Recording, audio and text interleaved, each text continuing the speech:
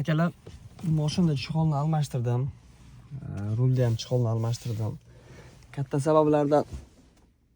sabablardan biri endi o'zini chexoli kojani ozgina foiz bo'lsa ham saqlab qolish maqsadida. Keyin ikkinchi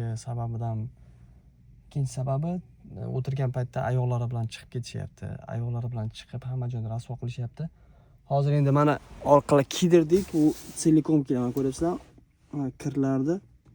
Bu endi уже не важно. Уже не важно nimagaki bu chexolni artib qo'ysangiz ham bo'ladi-da.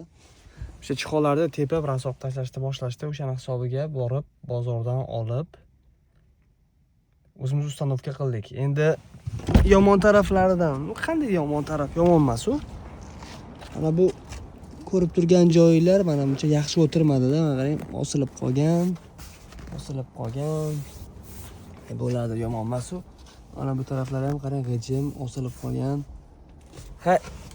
Maqsad asosan bu emas. Maqsad bizga shu o'zini asrab qolish. O'shani hisobiga yaxshi. Chexolda 4500 ga bozordan olindi. Ustanovkasi 2000 deyishdi-yu, biz ustanovkani o'zimiz qildik.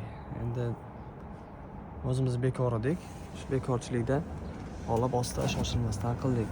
Agar qilaman desanglar, uncha katta ishi ham yo'q ekan. Rulni ham mana apchaga qildik.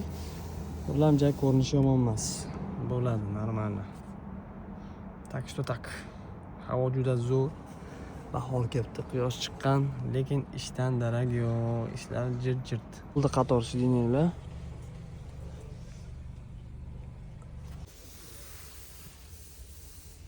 Mana bu o'zining holati.